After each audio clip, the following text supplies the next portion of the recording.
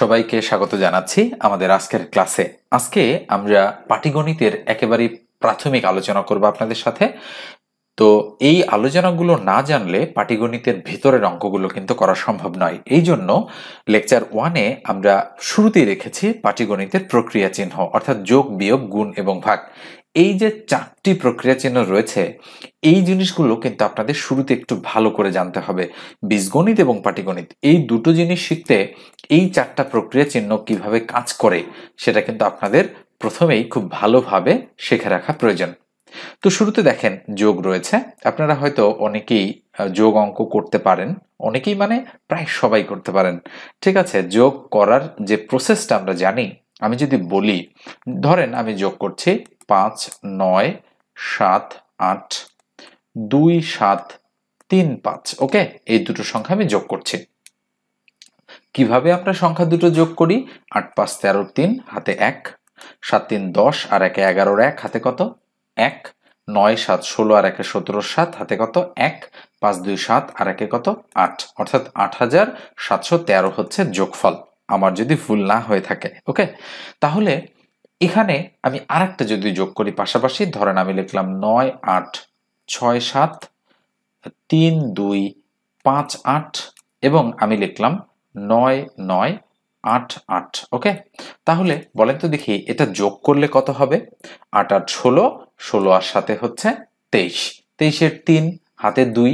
আচ্ছা, এইখানে আমার একটা প্রশ্ন রয়েছে। ওকে, আমি একটা প্রশ্ন ছুড়ে দিচ্ছি আপনাদের কাছে, সেটা হচ্ছে এই যে 8, 7, 15, 15 আর 8, 23, এই যে 23 হলো, 23-এর 3 হাতে তো 20 থাকা উচিত, তাই না? 23-এর মধ্যে যদি আপনি 3 কাউকে দিয়ে দেন, তাহলে হাতে কত থাকা উচিত? 20 থাকা উচিত, কিন্তু 20 না থেকে 2 কেন থাকে?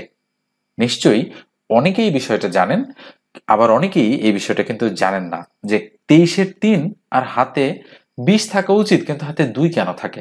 এই জায়গাতেই কিন্তু হচ্ছে আপনাদের শেখার প্রয়োজন রয়েছে। ওকে, তো মনে রাখবেন এই যে বিষয়টা আমরা নর্মালি আগে যোগ করে দেই এই বিষয়টা, তারপরে হচ্ছে আমি যে কথাটা বললাম সেটা আপনাদের সঙ্গে আলোচনা করব। তাহলে 8, 8, 16 আর সাথে 23, 23-এর 3 হাতে কত? 2। তো 8, 2, 10, 5, 15, 15, 8, 6, 21, 21-এর 1 হাতে 2। আচ্ছা, 9 আর 2, 11 আর হাতে 2, 12, 13, 13 আর 8 হচ্ছে 14, 15, 16, 17, 18, 19, 20, 21, 21-এর 1 হাতে কত? 2, 9 আর 2, 11, 12, 13, 14, 14 আর 9 কত হচ্ছে?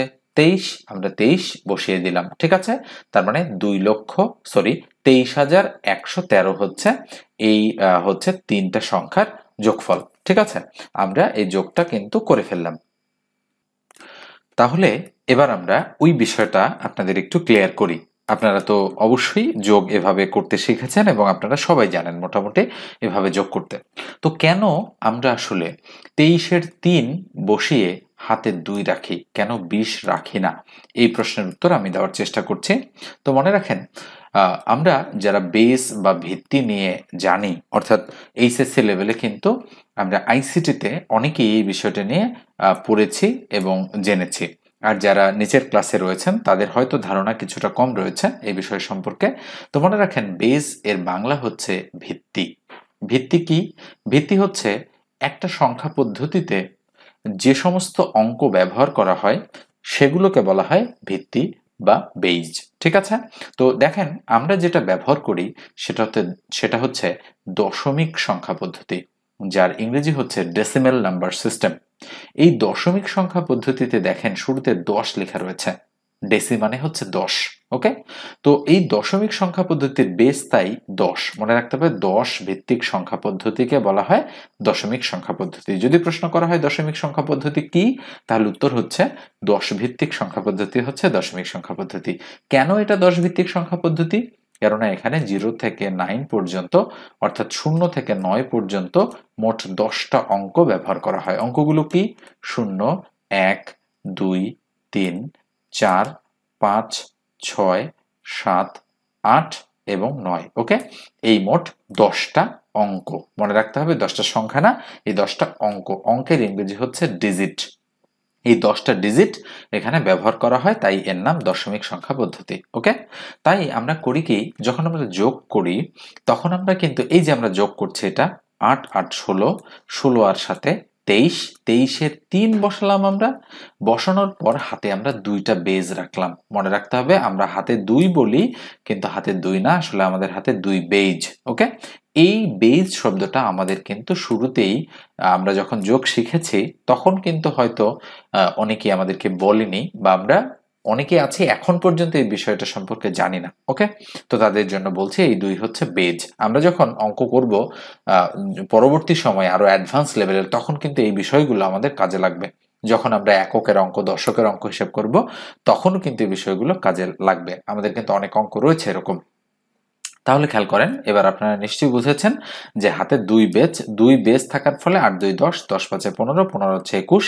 আচ্ছা, এই যে 21 হয়েছে, 21-এর আমি 1 বসিয়ে হাতে 2টা বেজ ধরে রেখেছি। মনে রাখবেন 10 হয়ে গেলে একটা বেজ, 20 হয়ে গেলে 2টা বেজ, 30 হয়ে গেলে 3টা বেজ।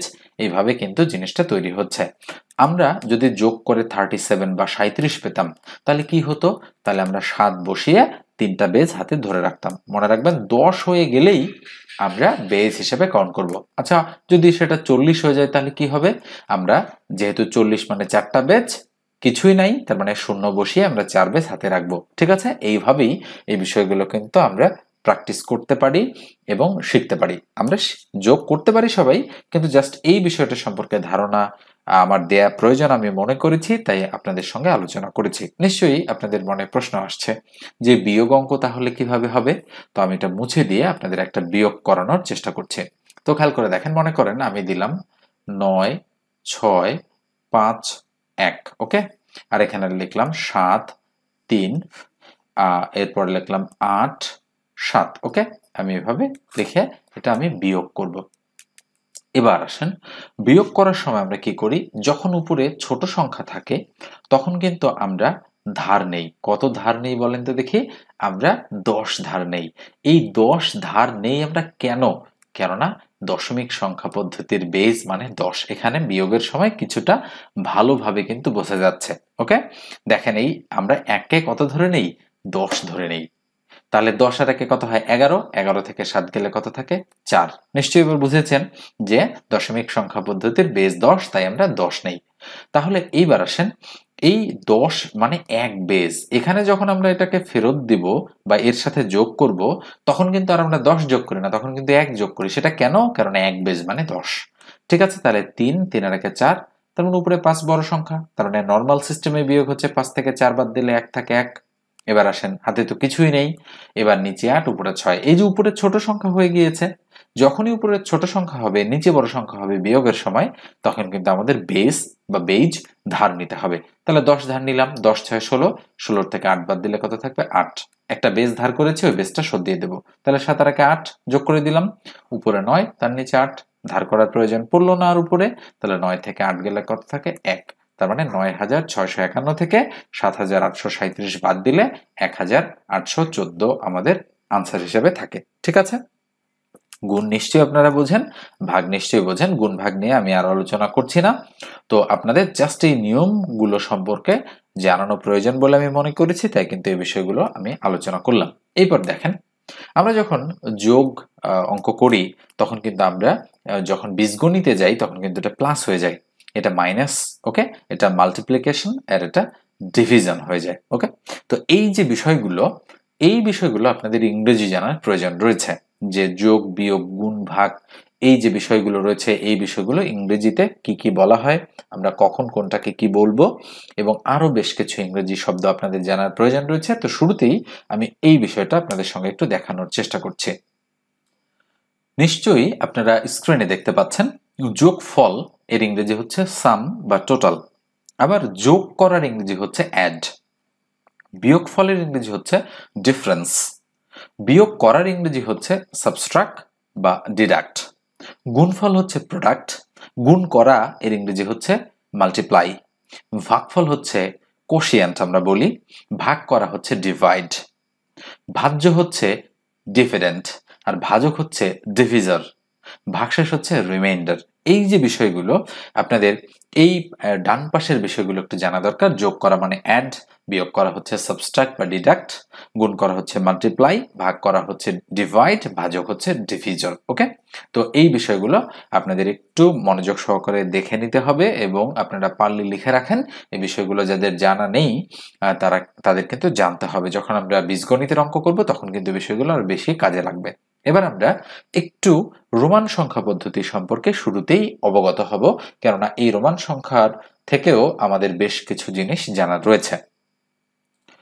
স্ক্রিনে আপনারা দেখতে পাচ্ছেন রোমান সংখ্যা হচ্ছে লেখা রয়েছে, পাশাপাশি বাংলা সংখ্যাগুলো অর্থাৎ দশমিক পদ্ধতিতে যে সংখ্যাগুলো সেগুলো লেখা রয়েছে, অর্থাৎ 1, 2, 5 এবং 10। নিশ্চয়ই আপনারা এই চারটার ব্যবহার জানেন যে হচ্ছে কিভাবে রোমান 1 লিখতে হয়, কিভাবে 2 লিখতে হয়, কিভাবে 5 লিখতে হয়। 5 মানে কিন্তু ইংরেজি অক্ষর ভি এর মতো, আর 10 মানে হচ্ছে ইংরেজি অক্ষর এক্স এর মতো।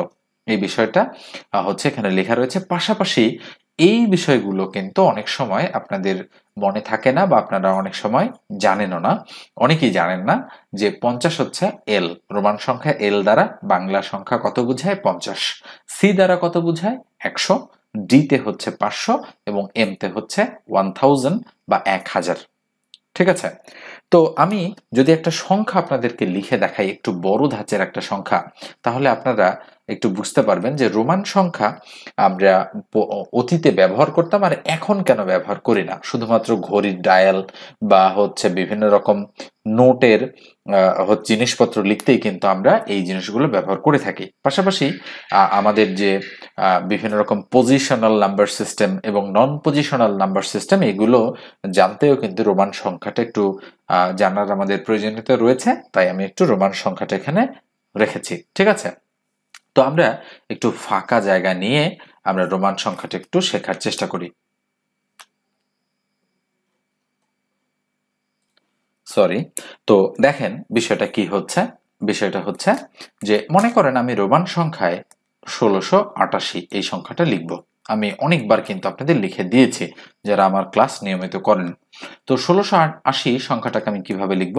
রোমান সংখ্যায় আমরা যখন ডান দিকে লিখে যাব তখন কিন্তু জিনিসটাকে অ্যাড বা যোগ করা হিসেবে আমরা কাউন্ট করি। তাহলে যেহেতু 1000 আছে, তার মানে এম মানে 1000, এম এর মান 1000, আমি একটু আগেই আপনাদের বলেছি। তাহলে যেহেতু 1688 আছে, তাই আমরা এম দিয়ে শুরু করলাম। তাহলে এবার আরো 500 প্রয়োজন রয়েছে, কেননা যেহেতু 1600, তাহলে ডি মানে হচ্ছে 500। তাহলে 1000 আর 500 1500 ডান দিকে লিখলে কিন্তু যোগ হিসেবে কাউন্ট করবে। যেভাবে আমরা 11 লিখি, 12 লিখি, ঠিক আছে, 6 লিখি, 7 লিখি, এইভাবে। আচ্ছা, তাহলে কত হলো? 1500 হচ্ছে। তাহলে সি মানে কত? সি মানে তো 100, তাই না? তাহলে একটা আমরা সি লিখলাম। তাহলে 1000, 500, 1500 আর সি হচ্ছে 100, 1600 হয়ে গেল। এরপর আরো 50 দরকার আছে। তাহলে 50 কত? তার মানে এল মানে হচ্ছে 50। তাহলে আমরা এল লিখে ফেললাম। তাহলে এটা 1650 হয়ে গেল। এবার 50-এর পরে এক্স মানে 10, তাহলে 60, 70, 80 হয়ে গেল। 80-র পরে 5 দিলাম, 85 হয়ে গেল। এরপরে 86, 87, 88। নিশ্চয়ই আপনারা বুঝতে পেরেছেন যে এটা হচ্ছে রোমান সংখ্যা। মনে রাখবেন, রোমান সংখ্যা একটা নন পজিশনাল নাম্বার সিস্টেম, অর্থাৎ এটা হচ্ছে এর কোনো পজিশনাল ভ্যালু কিন্তু নেই, এর শুধু নিজস্ব ভ্যালু কিন্তু রয়েছে। তো পজিশনাল নন পজিশনাল সম্পর্কে আলোচনা আপাতত আমি করছি না, পরবর্তী সময়ে আমি আলোচনা করব এই বিষয়গুলো সম্পর্কে। তো আপাতত আপনারা রোমান সংখ্যার এই বিষয়টাই একটু শিখে রাখেন যে কিভাবে রোমান সংখ্যায় এম মানে 1000, ডি মানে 500, সি মানে 100 আর এল মানে 50 মনে রাখার জন্য আমরা করতে পারি, মানে যেভাবেই মনে রাখি না কেন আমরা মনে রাখতে পারি। আমি মনে রেখেছি এল সি ডি এম, ওকে, বা মনিটর। এভাবে আমি মনে রাখার জন্য আপনাদেরকে বলবো এল সি ডি মনিটর। এল মানে 50, সি মানে 100, ডি মানে 500 এবং এম মানে হচ্ছে 1000। আপনারা যে কোনো পদ্ধতি অবলম্বন করতে পারেন এই যে সিকোয়েন্সটা মনে রাখার জন্য। অনেক সময় কিন্তু উল্টাউল্টি বা উল্টাপাল্টা হয়ে যেতে পারে আপনাদের, ঠিক আছে? তো এইভাবে আপনারা চাইলে মনে রাখতে পারেন। এবার আমরা একটু বিভিন্ন যে সংখ্যাগুলো রয়েছে বা বিভিন্ন যে জ্যামিতি রয়েছে, পাটিগণিত রয়েছে, বীজগণিত রয়েছে এবং আরো যে নানান বিষয় রয়েছে, এগুলোর বিভিন্ন জনক সম্পর্কে একটু শিখে আসি, যেহেতু এটা প্রাথমিক আলোচনা, যেগুলো একেবারে না শিখলেই নয়, সেই বিষয়গুলো যেহেতু আমরা শিখছি, তো আমরা শুরুতে এই বিষয়টা নিয়ে একটু আলোচনা করব আপনাদের সাথে, যে বিভিন্ন জিনিসের জনক হচ্ছে কে কে, সেটা আমি একটু স্ক্রিনে দেখানোর চেষ্টা করছি। স্ক্রিনে দেখতে পাচ্ছেন সংখ্যাতত্ত্বের জনক হচ্ছে পিথাগোরাস, জ্যামিতির জনক ইউক্লিড, ক্যালকুলাসের জনক হচ্ছে নিউটন, ম্যাট্রিক্স তত্ত্বের জনক হচ্ছে কেইলে, ত্রিকোণমিতির জনক হিপ্পারচাস, গণনার জনক চার্লস ব্যাবেজ, বীজগণিতের জনক হচ্ছে আল-খরিজমি, লগারিদমের জনক হচ্ছে জন নেপিয়ার, গতিবিদ্যার জনক গ্যালিলিও এবং স্থিতিবিদ্যার জনক হচ্ছেন আর্কিমিডিস। তো এবার আমরা অন্যান্য যে বিষয়গুলো রয়েছে সেই বিষয়গুলো নিয়ে আলোচনা করব। স্ক্রিনে দেখতে পাচ্ছেন আমি লিখে রেখেছি কাটাকাটি, অর্থাৎ পাটিগণিতের অঙ্ক করার সময় আপনাদের অনেকেই এই বিষয়টা সম্পর্কে একটু কম জানেন আমার মনে হয়েছে, এই জন্য আমি কাটাকাটি নিয়ে একটু আলোচনা করছি, এবং অনেকেই ভালো করতে পারেন আবার এই কাটাকাটি বিষয়টা। তো দেখেন, আমি একেবারে প্রাথমিকভাবে একটা জিনিস আপনাদেরকে দেখাই। তো মনে রাখবেন, কাটাকাটির সময় যে জিনিসটা হয়, যে ধরেন এমন রয়েছে, ধরেন রয়েছে হাফ এবং রয়েছে হচ্ছে 7 ভাগ হলো আমি দিলাম 17, ওকে। দেওয়ার পরে এখানে দিলাম আমি 34 ভাগ হচ্ছে কত দেয়া যায়, 34 ভাগ আমি দিলাম 13, ওকে। এখানে দিচ্ছি আমি ধরেন 27 ভাগ হচ্ছে 6, নানান সংখ্যা আমি দিয়ে দিলাম এখানে, এবং এখানে দিলাম মাঝখানে হচ্ছে গুণ চিহ্ন, এখানে দিলাম গুণ চিহ্ন, এখানেও দিলাম আমি গুণ চিহ্ন। তো মনে রাখেন, এই যে বিষয়টা আমরা কাটাকাটিটা কিভাবে করি সে বিষয়টা একটু খেয়াল রাখেন। এই যে একটা ভাগ টান রয়েছে, এটা কিন্তু ভাগ টান, ওকে। এই ভাগ টানের আমরা উপর নিচ কাটাকাটি করতে পারি, প্রত্যেকটা ভাগ টানের আমরা উপর নিচ কাটাকাটি করতে পারি, এবং এটারও আমরা উপর নিচ কাটতে পারি, এবং উপর নিচ আমরা কাটতে পারি, এতে কোনো সন্দেহ নেই। প্রত্যেকটার যদি কাটাকাটি যায় আপনারা কাটবেন। এখানে উপরে 1 নিচে 2 কাটাকাটি যায় না, কাটার প্রয়োজন নেই। উপরে 7 নিচে 17 কাটাকাটি যায় না, প্রয়োজন নেই। এবার আসেন, উপরে 34 নিচে 13 কাটাকাটি যায় না, প্রয়োজন নেই, কিন্তু এটা কাটাকাটি যাচ্ছে। তাহলে উপরে 27 নিচে 6, তাহলে কত দিয়ে যায় বলেন তো দেখি? উপরেরটাকেও 3 দ্বারা কাটাকাটি যায়, নিচেরটাকেও 3 দ্বারা কাটাকাটি যায়।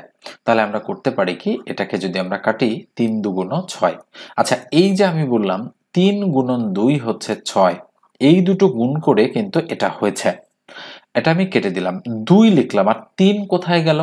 অনেকেই এই বিষয়টা আপনারা বোঝেন না। এই 3 কিন্তু আমার মনে মনে রয়েছে, ওই মনের 3 দ্বারা আমি 27কে কাটবো, ওই 3 দ্বারা 27কে কাটলে 3 নং 27, ওই 3 অমিট হয়ে গেল। এইভাবে কিন্তু কাটাকাটিটা কাজ করে। দেখেন, আর কিন্তু কাটাকাটি যাচ্ছে না 9 আর 2 এর মধ্যে। তাই আমি আবার লিখলাম, এখানে হাফ, উপরে 7, তার নিচে 17, গুণন উপরে 34, তার নিচে কত 13, গুণন উপরে 9, তার নিচে হচ্ছে 2, মনে রাখতে হবে। এবার আমরা যেহেতু গুণ চিহ্ন আছে, আমরা কোণাকুণি কাটাকাটি করতে পারবো, অর্থাৎ এই কোণা এই কোণা, ওকে। এই কোণা বা এই কোণা মানে যে কোনো কোণার উপর আর নিচ আমরা কাটতে পারবো। চাইলে আমরা এটা এবং এটাও কাটতে পারবো, কোনো সমস্যা নেই। যেহেতু কাটা যায় না, তাই কাটাকাটি করা তো যাচ্ছে না। আমরা দেখতে পাচ্ছি যে 17 দ্বারা 34কে কাটা যাচ্ছে, 17 দুগুণ 34। খেয়াল করে দেখেন, 17 দুগুণে 34, তাহলে 17 আর 34কে কেটে আমি 2 করলাম। 17, আমি তো আর এখানে 6 এর মতো করে এটাকে ভাঙিনি, তাই না? পুরা 17 দিয়ে আমি কেটেছি, তাই উপরে 2 থাকলো। আচ্ছা, এই 2 এবং এই 2 কাটা চলে যাবে, অথবা এই 2 এবং এই 2 চাইলে আমরা কাটতে পারি। আমরা কাটলাম না, আমরা এটা আর এটা কেটে দিলাম। এবার খেয়াল করে দেখেন যে 9, 7 আর 1, এই তিনটা সংখ্যা আমরা গুণ করব। 7 একে 7, 7 নং 63, উপরে বসাই দিলাম 63, আর নিচে কত দেখেন তো, 2 আর 13, 13 দুগুণ কত 26। এখন আমরা দেখতে পাচ্ছি এটাকে আর কোনো সংখ্যা দিয়েই কাটাকাটি করা যায় না। কাটাকাটি করতে গেলে কিন্তু আমরা কমন কোনো সংখ্যা দিয়ে কাটতে পারবো, অর্থাৎ এটাকে যদি 3 দ্বারা কাটি, এটাকেও 3 দ্বারা কাটতে হবে, এটাকে যদি 5 দ্বারা কাটি, এটাকেও 5 দ্বারা কাটতে হবে। এইভাবেই কিন্তু কাটাকাটিটা আসলে করা যায়। তো এটা গেল একটা বিষয় কাটাকাটির। আচ্ছা, আরেকটা বিষয় আপনারা একটু দেখেন কাটাকাটি সম্পর্কিত, সেটা হচ্ছে যদি এমন থাকে, মনে করেন যে ইকুয়াল চিহ্ন আছে, এখানে ভাগ দিয়ে উপরে দেয়া রয়েছে ধরেন 12 ভাগ 7, আর নিচে দেওয়া রয়েছে ধরেন 14 ভাগ হচ্ছে আমি দিলাম 26, ওকে, এরকম রয়েছে দুটা। এইটা হলো মূল ভাগটা। তাহলে আমরা কি করব, উপরে 12 আর তার নিচে 7 এটাকে ঠিক রাখবো। মনে রাখবেন যে এই যে মূল ভাগটানটা রয়েছে, এই ভাগটানটাকে আমরা যদি গুণ করে দেই, আচ্ছা এই ইকুয়ালটা কিন্তু এইটা বরাবর হবে, ঠিক আছে? তাহলে এটা এই ভাগ চিহ্নকে যদি আমরা গুণ করে দেই, তাহলে নিচেরটা উপরে যায়, উপরেরটা নিচে আসে। তাহলে কত হয় বলেন তো দেখি? উপরে চলে যায় 26, নিচে চলে আসে 14। এই বিষয়টা কিন্তু বুঝতে হবে আপনাদেরকে। এবার আমরা চাইলে কাটাকাটি করতে পারি। তাহলে আমরা এবার কত দিয়ে কাটবো? আমরা চাইলে এটাকে 2 দ্বারা কাটতে পারি, 2। তাহলে থাকলো 7 দুগুণ 14। এখন খেয়াল করেন 7 দ্বারা তো উপরের কোনোটাকেই কাটা যাচ্ছে না, তাই আমরা এটা লিখতে পারবো না, আমরা এটা কাটতে পারবো না। তাহলে আমরা এমন কোন সংখ্যা দিয়ে কাটবো, আমরা আগে উপর নিয়ে চেষ্টা করি। 13 দুগুণ 26, 13 থাকলো 2, আবার 7 দুগুণ 14, দেখেন আর কিন্তু কাটা যাচ্ছে না। তাহলে উপরে 12 আর 13 গুণ করলে যা হবে সেটা উপরে, অর্থাৎ 12 গুণন 13, আর নিচে কত? 7 আর 7 গুণ করলে যত হবে সেটার নিচে আমরা চাইলে 7 গুণন 7 এভাবেও রেখে দিতে পারি। 13 12 গুণ করে বসাবো উপরে, আর নিচে 7 7 গুণ করে 49 নিচে আমরা বসিয়ে দিব। এইভাবেই কিন্তু আমরা জিনিসটা ক্যালকুলেশন করতে পারি। আচ্ছা, আরেকটা জিনিস দেখেন, মনে করেন উপরে আছে 3, নিচে আছে 12, এটাকে আমরা কাটতে চাই। তো মনে রাখেন আমরা করি কি, 3 4 12 ইকুয়াল অ্যান্সার হচ্ছে 4। অনেকেই আমরা এটা ভুলবশত বসাই দেই, এটা কিন্তু করা যাবে না, মনে রাখতে হবে আমাদের। কেন করা যাবে না? তার কারণ হচ্ছে উপরে 3, তার নিচে কত রয়েছে? 12। আমরা যখন কোনো একটা সিঙ্গেল সংখ্যাকে দিয়ে কোনো একটা বড় সংখ্যাকে কাটবো, তাহলে যদি সেটা উপরে থাকে, তাহলে মনে রাখতে হবে 3 1 3 আর 3 4 12, এইভাবে কিন্তু আমাদের হিসাবটা করতে হবে। অর্থাৎ উপরে 1, তার নিচে 4। কিন্তু উপরে যদি 12, তার নিচে যদি 3 থাকতো, তাহলে আমরা করতাম কি, 3 1 3 3 4 12। তার মানে উপরে 4, তার নিচে 1। নিচের 1 তো মূল্যহীন, অর্থাৎ প্রত্যেকটা সংখ্যাই একটা করে ভগ্নাংশ, অর্থাৎ উপরেরটা লব আর নিচেরটা হর, হর তো 1 থাকেই। তাহলে অ্যান্সার হচ্ছে 4। কিন্তু এটার অ্যান্সার কিন্তু 4 না, এটার অ্যান্সার কিন্তু 0.25। মনে রাখতে হবে এটা 4 ভাগের 1 অংশ, আর এটা হচ্ছে 4। এই জন্য কাটাকাটি করার সময় উপরে যদি ছোট সংখ্যা থাকে, তাহলে একটা 1 বসিয়ে নিতে হবে। আমি আর একটা এক্সাম্পল দিচ্ছি, ধরেন উপরে 5 আর তার নিচে 30, ঠিক আছে? তাহলে আমি কি করব, এই 5 দ্বারা যখন আমি এই 30 কে কাটবো, সরাসরি 6 না বসিয়ে আমি বলবো 5 1 5 1, আর নিচে 5 6 30, 6। তার মানে উপরে 1, তার নিচে 6। এবার আমরা দেখতে পাচ্ছি এটা 1/6। আর উপরে যদি 30, তার নিচে 5 থাকে, আমি যদি ছোটটা দিয়ে বড়টাকে কাটি, মনে রাখবেন যখন আমি ছোটটা কেটে দিব এখানে একটা 1 বসাবো, আর কত বসাবো? 5 6 30। তাহলে অ্যান্সার কত হবে? উপরে 6, তার নিচে 1। এটার অ্যান্সার তো 6, কেননা নিচের 1 তো মূল্যহীন, ওই জন্য আমরা 6 বসিয়ে দিলাম। তো এই জন্য 1 দেওয়ার অভ্যাসটা আপনাদেরকে করতে হবে। এই হচ্ছে কাটাকাটি। ঐকিক নিয়মের অঙ্কগুলো যখন আমরা করব, কোনটা নিচে যায় কোনটা উপরে যায়, সেই সময় আমরা এই কাটাকাটি সম্পর্কে আরো বিস্তারিত ধারণা নিব। ওকে, আমি এটা মুছে দিয়ে আরেকটা একটু বড় কাটাকাটি আপনাদের সঙ্গে আলোচনা করছি। ধরেন উপরে রয়েছে 256 আর নিচে রয়েছে ধরেন 16। এখন 16 দ্বারা 256কে কিভাবে কাটবো সেটা ধরেন সরাসরি আমার মাথায় আসতেছে না, যে কত দ্বারা কাটবো আমি জানি না, এটা কিন্তু একবারে কাটাকাটি যায়। আমি চাইলে করতে পারি কি, ছোট ছোট সংখ্যা দিয়ে এটাকে কাটতে পারি। তো মনে রাখেন একই সংখ্যা দিয়ে আমি দেখি এটাকে কাটাকাটি যায় কিনা। আমি দেখতে পাচ্ছি 2 দ্বারা এটাকেও যায়, 2 দ্বারা এটাকেও যায়। তাহলে আমি কি করব, 8 দুগুণ 16 বসালাম 8, মনে মনে কত থাকলো? 2। ওই 2 দ্বারা 256কে আমি কাটবো, কারণ এই 16 মানে কিন্তু 8 দুগুণ 16। দেখেন 16 মানে কিন্তু 8 গুণন 2, তার মানে এই 8 বসালাম আর এই 2টা মনে মনে থাকলো। তাহলে ওই 2 দ্বারা 256কে আমি কাটবো। কাটার সময় কি করব, প্রথমে এই সিঙ্গেল 2কে কাটবো, 2 1 2। ওকে, ক্লিয়ার? আবার 2 দ্বারা এটাকে কাটবো, 2 দুগুণ 4, কত থাকলো অবশিষ্ট? 1। ওই একটা এই 6 এর বাম পাশে কল্পনা করব, কত হলো? 16। 8 দুগুণ 16। অনেকেই বোঝেননি হয়তো, আরেকবার আমি রিপিট করছি। এই যে 16কে আমি কাটলাম কত দ্বারা, আমি এটা মুছে দিচ্ছি। বলেন তো 16কে আমি কেটেছি কত দ্বারা? 16কে আমি কেটেছি 2 দ্বারা। ওকে, কত দ্বারা? 2 দ্বারা। তাহলে 8 দুগুণ 16, কত থাকলো? 2, মনে মনে 2। ওই 2 দ্বারা যখন আমি এটাকে কাটবো, আপনি একবারেও করতে পারেন 12 দুগুণ 24, কোনো সমস্যা নেই। হাতে কত থাকলো, মানে 24 তো হলো, হাতে থাকলো 1। ওই একটা 6 এর বাম পাশে কল্পনা করবেন, তাহলে 16, তার মানে 8 দুগুণ 16, কত হলো এটা? 128। আবার আমি যদি কাটি ছোট সংখ্যা দিয়ে, 4 দুগুণ 8, মনে মনে কত? 2। ওই 2 দ্বারা যদি আমি এটাকে কাটি, 6 দুগুণ 12, 4 দুগুণ 8, যেহেতু ভাগ যাচ্ছে। আবার যদি আমি 2 দ্বারা কাটি, 2 দুগুণ 4, তাহলে মনের 2, তাহলে 32 দুগুণ 64।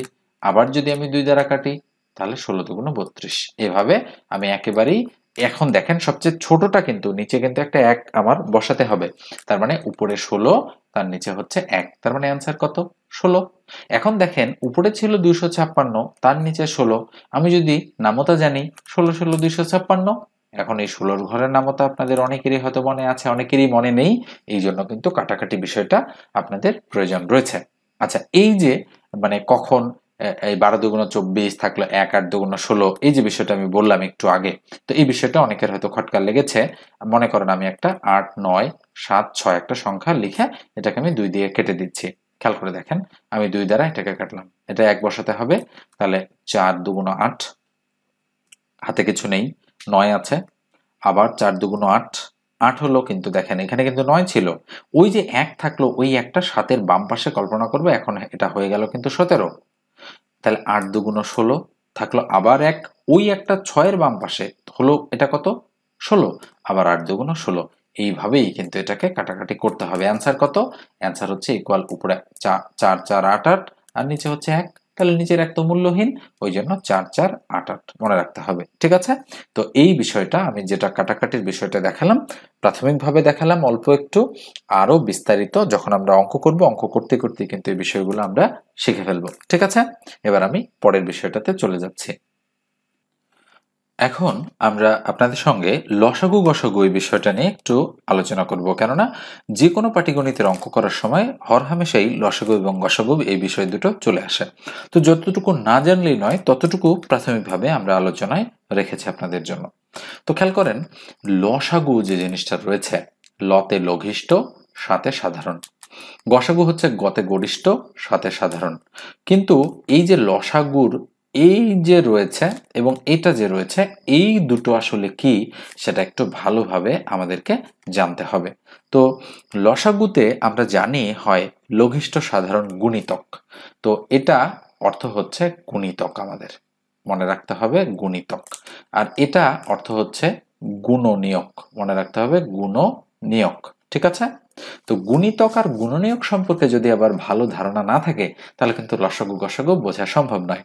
মনে রাখবেন, আমি যদি বলি যে 12 এই সংখ্যাটার গুণিতক কি কি, 12 এর গুণিতক কি কি, অথবা আমি যদি বলি 12 এর গুণনীয়ক কি কি, এই দুটোর মধ্যে মানে কি কি ফারাক রয়েছে, তো মনে রাখবেন 12 এর গুণিতক হচ্ছে 12 একে 12, 12 দুগুণ 24, 3 বারং 36, 4 বারং 48, 5 বারং 60, এভাবে চলতেই থাকবে, এটা কোনোদিন শেষ হবে না, মানে আনলিমিটেড।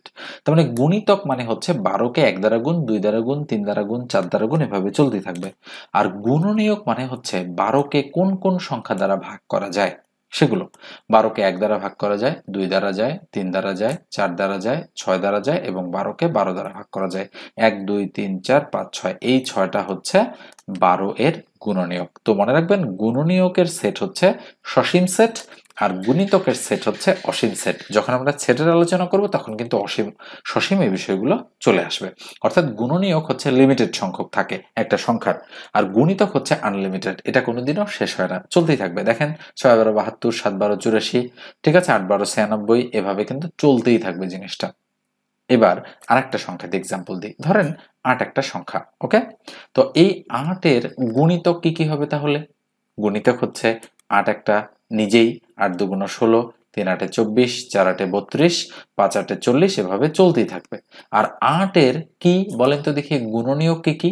1 দ্বারা 8 কে ভাগ করা যায়, 2 দ্বারা যায়, 4 দ্বারা যায়, 8 দ্বারা যায়। তার মানে 8 এর গুণনীয়ক হচ্ছে 1 2 4 এবং 8, এই কয়েকটা সংখ্যা মাত্র। তো এই গুণনীয়ক আর গুণিতক বিষয়গুলো আপনাদের একটু মাথায় ঢুকে গেল।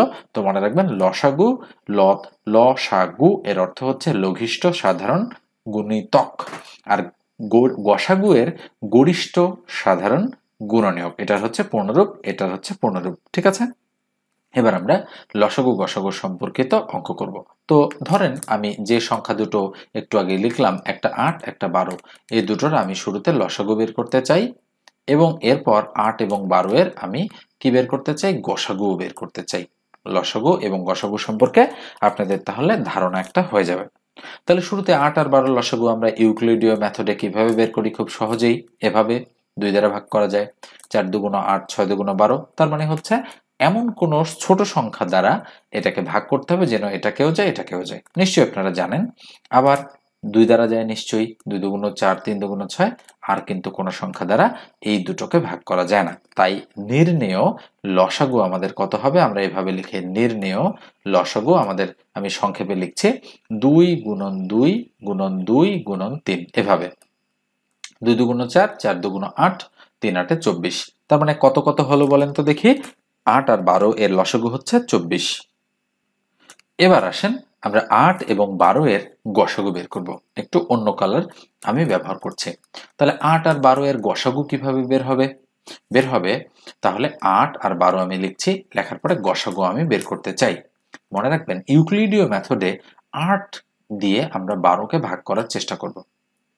তাহলে একেবারে দশমিক ভাগ না, কিন্তু আমরা ভাগশেষ রাখবো।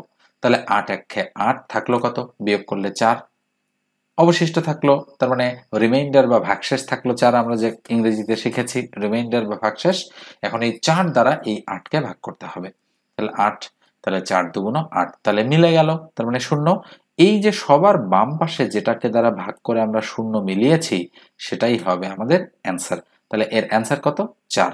তার মানে আমরা বলতে পারি যে এই 8 এবং 12 এর গসাগু কত? গসাগু হচ্ছে আমাদের 4। তাহলে নিশ্চয়ই দুটো সংখ্যা আমরা পেলাম, একটা 24 আর একটা হচ্ছে 4। তাহলে এটা হচ্ছে 8 আর 12, এই দুটো সংখ্যা, 8 এবং 12, যাদের লসাগু হচ্ছে, লসাগু কত? লসাগু হচ্ছে 24, এবং যাদের গসাগু কত? গসাগু হচ্ছে 4। একটা গুরুত্বপূর্ণ বিষয় আপনাদেরকে বলি, সেটা আপনাদের বীজগণিতের অঙ্ক করার সময় কাজে লাগবে। সেটা হচ্ছে, মনে রাখবেন এই সংখ্যা দুটো, অর্থাৎ যে সংখ্যা দুটোর আমরা লসাগু বের করছি, মনে রাখতে হবে একটু ভালো করে, যে সংখ্যা দুটোর আমরা লসাগু বের করছি এবং যে সংখ্যা দুটোর আমরা গসাগু বের করছি, এই সংখ্যা দুটো যদি আমরা গুণ করি, তাহলে 8 আর 12 গুণ করলে কত হয়? 96 হয়। তো মনে রাখবেন লসাগু এবং গসাগুর গুণফলও কিন্তু অবশ্যই সেম হইতে হবে, অর্থাৎ 4 আর 24 গুণ করলে কত হয়? 96 হতে হয়। এই জিনিসটা কিন্তু খুবই গুরুত্বপূর্ণ জিনিস আপনাদের জন্য, যেটা আমি বললাম। এই জন্য আমরা লিখতে পারি যে একটি সংখ্যা গুণন অপর সংখ্যা ইকুয়াল লসাগু গুণন গসাগু। নিশ্চয়ই আপনারা এই সূত্রটা দেখেছেন, এবং যখন আমরা অপর সংখ্যা বের করি তখন একটি সংখ্যা দ্বারা লসাগু এবং গসাগুকে আমরা কি করে দিই? ভাগ করে দিই। এই যে বিষয়টা, এই বিষয়টা কিন্তু আপনাদেরকে একটু ভালো করে মনোযোগ সহকারে দেখতে হবে, এবং প্রয়োজন হলে আবার আপনি রিপিট করে আমার কথাগুলো শুনতে পারেন। ওকে, তাহলে আমি কি বললাম?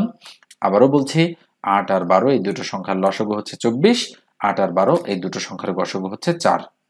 তাহলে মনে রাখতে হবে যে 8 আর 12 গুণ করলে যা হবে, লসাগু আর গসাগুর গুণফল তাই হতে হবে। আপনারা যে কোনো সংখ্যা দিয়ে ট্রাই করে দেখতে পারেন, এখনই দেখতে পারেন, এটা সব সময়ের জন্য প্রযোজ্য। ওকে, আচ্ছা, আরো বেশ কিছু অনুপাত সংক্রান্ত বিষয় রয়েছে যেগুলো আমি এখানে আলোচনা করলাম না, আমি পরবর্তী সময়ে আলোচনা করব। তো এটা হচ্ছে পেইড ব্যাচের একটা লেকচার। আপনারা যারা পেইড ব্যাচে একদম ম্যাথ ধরে ধরে আমার কাছে শিখতে চান, তারা অবশ্যই অবশ্যই এটা নম্বরে যোগাযোগ করবেন। আমি নম্বরটা দিয়ে দিচ্ছি 01642702760। এই নাম্বারে হোয়াটসঅ্যাপ এবং ইমো খোলা রয়েছে। আপনারা চাইলে নর্মাল কলও করতে পারেন, যে কোনোভাবে এই নম্বরে কল করে বা মেসেজ দিয়ে আমার সঙ্গে আপনারা যোগাযোগ করতে পারেন। মাত্র 510 টাকা কোর্স ফিতে হচ্ছে আমি আপনাদেরকে ম্যাথ শিখে থাকি, এবং 2 ধরনের কোর্স রয়েছে। এটা হচ্ছে প্রিলি কোর্স, এবং যদি আপনারা রিটেন প্লাস প্রিলি দুটোই শিখতে চান, তাহলে ফি হচ্ছে 1000 টাকা। ঠিক আছে, এই বিষয়টা একটু মাথায় রাখবেন আপনারা। তো আপনারা যে কোর্স করতে চান আমাকে বলবেন। যদি প্রিলি কোর্স হয় তাহলে আপনারা শুধু 510 টাকায় শিখতে পারবেন, আর যদি রিটেন প্লাস প্রিলি দুটোই আপনারা শিখতে চান, তাহলে কোর্স ফি হচ্ছে 1000 টাকা। মনে রাখবেন যে এই প্রিলি কোর্সের লেকচার হচ্ছে 40টা, এবং রিটেন প্লাস প্রিলি এই কোর্সের লেকচার হচ্ছে 60+, অর্থাৎ অনেকগুলো ক্লাস আপনারা পাবেন। পাশাপাশি এই 2 কোর্সের অধীনেই আপনারা বেশ কিছু পিডিএফ শিট পেয়ে যাবেন। ক্লাস হবে একদিন পর পর, এবং রাত 8:30 থেকে 10টা বা রাত 9টা থেকে 10:30 এই সময়ের মধ্যে এই ক্লাসগুলো কিন্তু অধিকাংশ হয়ে থাকে। আপনারা যারা যোগাযোগ করতে চান আমাকে এই নম্বরে আপনারা টেক্সট করতে পারেন অথবা নর্মাল কলও করতে পারেন। ঠিক আছে, তো এবার আমরা একটু এই লসাগু গসাগু সম্পর্কিত মৌলিক যে বিষয়টা, আমরা কিন্তু বলেছি যে এটা হলো ইউক্লিডীয় মেথড। ওকে, এটা এবং এই যে ভাগ প্রক্রিয়াটা, এই দুটো হচ্ছে ইউক্লিডীয় মেথড। এই দুটো মেথডে আমরা অঙ্কটা শিখলাম। এখন মূল নিয়মে আমরা একটু লসাগু গসাগুটা আলোচনা করে আসি। আমরা শুরুতে একটু লসাগুর মূল নিয়মটা আলোচনা করছি আপনাদের সাথে। তো লসাগুকে আমি একটু আগে কি বললাম বলেন তো দেখি? আমি কিন্তু বললাম লতে লঘিষ্ঠ, সাতে সাধারণ, আর গুতে হচ্ছে কি বলেন তো দেখি? গুণিতক। আমি এটা লিখে দিচ্ছি গুণিতক। ওকে, তো এখন আমরা একটু আগে কিন্তু 8 আর 12 এই দুটো সংখ্যার লসাগু করেছি। ওটা কিন্তু মূল নিয়ম ছিল না, ওটা কিন্তু ছিল ইউক্লিডীয় মেথড। তো আমি যদি মূল নিয়মে লসাগু করি, তাহলে মনে রাখেন যে যেহেতু লঘিষ্ঠ সাধারণ গুণিতক এবং গতে গরিষ্ঠ সাধারণ, এটা কি গুণনীয়ক। ওকে, মনে রাখতে হবে এটা হচ্ছে গুণনীয়ক। তো এখানেও আমরা 8 আর 12 এর কি বের করব, গসাগু বের করব। এই দুটো জিনিসই আমরা এই দুটো জিনিস থেকে আমরা বের করতে চাই। তাহলে একটু খেয়াল করে দেখেন, আমরা যেটা করব সেটা হচ্ছে, তাহলে গুণিতক এবং গুণনীয়ক এই দুটো দিয়ে আমরা লসাগু এবং গসাগু বের করতে চাই। আপনাদের মনে প্রশ্ন এসেছে কিনা জানি না। আচ্ছা বলেন তো, আমরা 8 এবং 12 এর লসাগু কত বের করেছি? লসাগু বের করেছি কিন্তু আমরা কত, 24। আর 8 আর 12 এর গসাগু বের করেছি কত, 4। তো গসাগু তো গরিষ্ঠ, গরিষ্ঠর অ্যান্সার কেন ছোট হচ্ছে? আর লতে লঘিষ্ঠ, লঘিষ্ঠর অ্যান্সার কেন বড় হচ্ছে? এই প্রশ্নটা আমাদের, যারা আমরা ম্যাথ নিয়ে একটু চিন্তা করি তাদের মাথায় আসার কথা, এবং যাদের এসেছে তারা অলরেডি অ্যান্সারও হয়তো বের করতে পেরেছেন। কিন্তু যদি আপনাদের না জানা থাকে কারো, আমি একটু আলোচনা করে দিচ্ছি, যেহেতু এটা প্রথম লেকচার আমাদের। আমরা কিন্তু একেবারে সিকোয়েন্স অনুযায়ী লেকচারগুলো সাজাবো, একটার পর একটা, যেন আপনাদের কোথাও কোনো প্রবলেম না হয়। ওকে, তো খেয়াল করে দেখেন বিষয়টা কি, যে 8 এবং 12 এর গুণিতক কি কি? আমরা আগে 8 এর গুণিতকগুলো বের করি। তাহলে 8 নিজে, 8 দুগুণ 16, 3 8 24, 4 8 32। ওকে, এভাবে 5 8 কত, 40, 6 8 কত, 48। আমরা এই 4 5টা 6টা সংখ্যা লিখবো। ওকে, লিখলাম। 12 এর গুণিতক কি কি? একটা 12, 12 দুগুণ 24 একটা, 3 বারং 36 একটা, 4 বারং 48 একটা, 5 বারং 60 একটা, 6 বারং 72 একটা। আমরা আর লিখলাম না, কত দূর পর্যন্ত আমরা লিখবো, তাই না? আমরা অল্প কিছু লিখে ছেড়ে দিলাম। তো মনে রাখবেন, গুণিতক এটা, এগুলো কি? এগুলো হচ্ছে 8 এর গুণিতক। এগুলো কি? এগুলো হচ্ছে 12 এর গুণিতক। তো এগুলো 8 এর গুণিতক এবং এগুলো 12 এর গুণিতক। তাহলে গুণিতকগুলোর মধ্যে সাধারণ, সাধারণ মানে কি? যেটা উভয়টাতেই আছে সেটাকে আমরা সাধারণ বলতে পারি। ওকে, আচ্ছা, সাধারণ, যেমন সাধারণ মানুষ বলতে আমরা আমাদেরকেই বুঝে থাকি, আমরা যারা মাস পিপল বা জেনারেল পিপল, তারাই হচ্ছে সাধারণ মানুষ। তাহলে সাধারণ মানে উভয়টার মধ্যেই থাকবে যেটা সেটা, আর লঘিষ্ঠ মানে ছোট। তাহলে ছোট সাধারণ গুণিতক। তাহলে আমরা ছোট থেকে খেয়াল করি, এখানে 8 আছে, এখানে কি আছে? নেই, তাহলে 8 হবে না। এখানে 16 আছে, এখানে কি 16 আছে? নেই, তার মানে হবে না। এখানে 24 আছে, এখানে কি 24 আছে? অবশ্যই আছে। তার মানে এই সংখ্যা দুটোর, এবং 8 এবং 12 এর লসাগু হচ্ছে 24। এইভাবেই কিন্তু খুঁজে বের করতে হয়। পরবর্তী সময় দেখেন 48 48 মিল আছে, কিন্তু এটাকে আমরা নিব না। কেন? কারণ এটা তো লঘিষ্ঠ, এই কারণে। নিশ্চয়ই বুঝেছেন বিষয়টা। এবং এই যে প্রসেসটা, এই প্রসেসটা কিন্তু কঠিন। এই জন্য মানে ইউক্লিডীয় মেথড আমরা ব্যবহার করি। এই যে জ্যামিতির জনক একটু আগে যে আমরা পড়লাম, ইউক্লিড, তার নাম অনুসারে কিন্তু আমরা ইউক্লিডীয় মেথড এই কারণে ব্যবহার করি, এই অঙ্কগুলো করার ক্ষেত্রে, যেন দ্রুত আমরা লসাগু করে ফেলতে পারি। তো দেখেন 8 আর 12 লসাগু আমরা কিভাবে করলাম? এই যে এভাবে, 4 দুগুণ 8 হচ্ছে, 6 দুগুণ 12, আবার 2 দিয়ে, 2 দুগুণ 4, 3 দুগুণ 6, তার মানে 3 দুগুণ 6, 6 দুগুণ 12, 12 দুগুণ 24। তাহলে হয়ে গেল। এটা কত দ্রুত হচ্ছে। ওকে, তো এবার আমরা একটু এখানে টান দিয়ে পরেরটাতে চলে যাচ্ছি। তো পরেরটাতে কি বলা হচ্ছে? 8 আর 12 এর কি করতে হবে আমাদের? আমাদের কিন্তু করতে হবে 8 এবং 12 এর কি বলেন তো, গসাগু। গসাগু তো গুণনীয়ক। তাহলে 8 এর গুণনীয়ক গুলো কি? 1 আছে, 2 আছে, 3 আছে, আর 4 আছে। 12 এর গুণনীয়ক গুলো কি? 1 আছে, 2 আছে, 3 আছে, 4 আছে, 6 আছে এবং 12 আছে। নিশ্চয়ই বুঝেছেন গুণনীয়ক। এবার গরিষ্ঠ সাধারণ, সাধারণ মানে দুইটাতেই থাকবে, আর গরিষ্ঠ মানে বড়। আমরা বড়টা থেকে ট্রাই করব। 12 এখানে আছে, এখানে কি আছে? নেই, তার মানে এটা হবে না। 6 এখানে আছে, এখানে কি আছে? নেই, তার মানে এটাও হবে না। 4 এখানেও আছে, এখানেও আছে, তাহলে এটার অ্যান্সার হচ্ছে 4। এই জন্য গসাগুর সময় আমরা বড়টা থেকে খোঁজা শুরু করব, আর লসাগুর সময় আমরা ছোটটা থেকে শুরু করব। ঠিক এই কারণে এর নাম হয়েছে গরিষ্ঠ, এর নাম হচ্ছে লঘিষ্ঠ। তার মানে গুণিতকের দিক থেকে সাধারণ, লঘিষ্ঠ, আর গুণনীয়কের দিক থেকে সাধারণ এবং গরিষ্ঠ। এইবার আপনারা বুঝেছেন যে এই গরিষ্ঠ আসলে কোন গরিষ্ঠ, ঠিক আছে, এবং এই লঘিষ্ঠ আসলে কোন লঘিষ্ঠ। তো যাই হোক, আজকের আলোচনাটা আর দীর্ঘায়িত না করি, কারণ অনেক কিছু বা অনেকগুলো বেসিক বিষয় সম্পর্কে আপনাদের অলরেডি আমি ধারণা দিয়ে দিয়েছি।